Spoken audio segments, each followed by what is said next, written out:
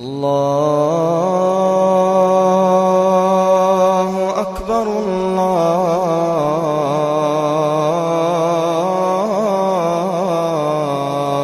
أكبر.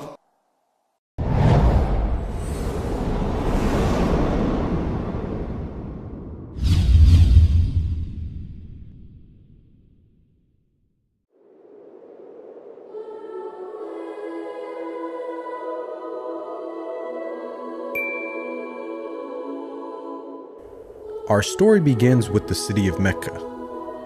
It is said that when Adam and Eve were first expelled from paradise, the two were separated, with Eve having landed near the city of Mecca and Adam having landed somewhere in the Far East. After many years of searching for one another, Adam finally managed to make his way down through the Arabian Peninsula to Mecca, and it was at the top of Mount Arafat, just outside the city of Mecca, where the two were finally reunited. Mecca is also significant because it is considered the first place on earth that God Almighty was worshipped alone. And so, it was at that very spot that Abraham and his son Ishmael built the first house of worship for God.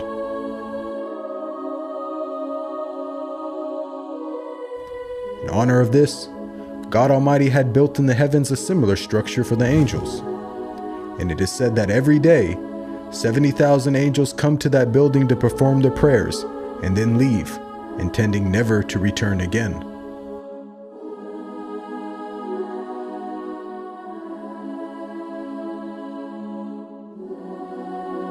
When Abraham and Ishmael had finished building the sacred house, there was still one brick that had to be put in its place.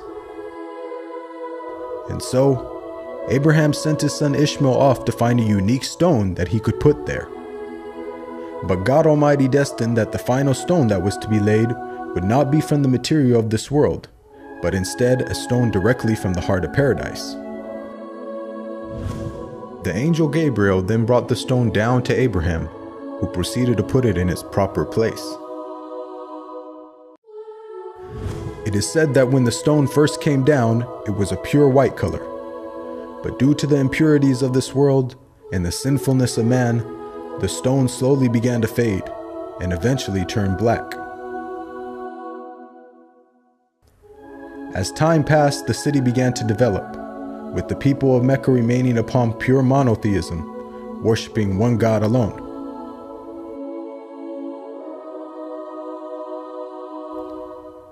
This despite the fact that their neighbors in Egypt, Mesopotamia, and the Levant had been practicing paganism for centuries. But this was all to change when a merchant by the name of Amr ibn Luhay had decided to conduct his business outside of Mecca.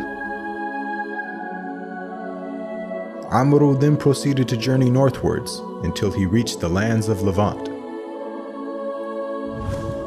There, Amr would witness for the first time things like modern architecture, advanced literature, and of course, the practice of paganism. Amr was so impressed by all that he had seen that before leaving, he asked if he could take one of the idols back home with him. The people agreed, and so Amr took the idol and placed it along with the other goods and merchandise in his caravan.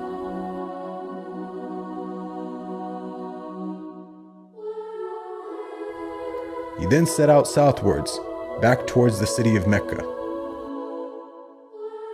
When Amr arrived back home, he immediately took the idol and placed it right in front of the sacred house.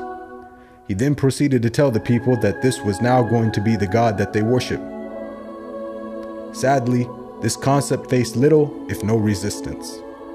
And as time passed, the people began to worship more and more different idols, until it is said by the end of the 6th century, there were over 360 different idols surrounding the sacred house in Mecca.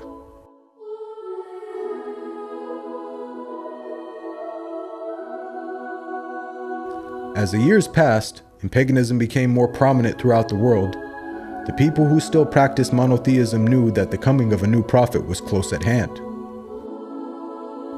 And so, either through deductive reasoning or through interpretation of their holy text, many had concluded that the Arabian Peninsula was the most probable place God would send his new prophet. For at the time, the Roman Empire and the Persian Empire had extremely repressive governments and were hostile towards any type of rebellion, be it ideologically or politically. While the Arabian Peninsula, on the other hand, though also deeply mired in paganism, was a land ruled by tribal law and never had a real central government. As time went by, it appears that more and more people began to move down to the Arabian Peninsula to await the coming of the next prophet. And so, in the very land in which man first worshipped his Creator, and where Abraham built the first house of worship for God alone, it was there where God had destined his last and final messenger would emerge.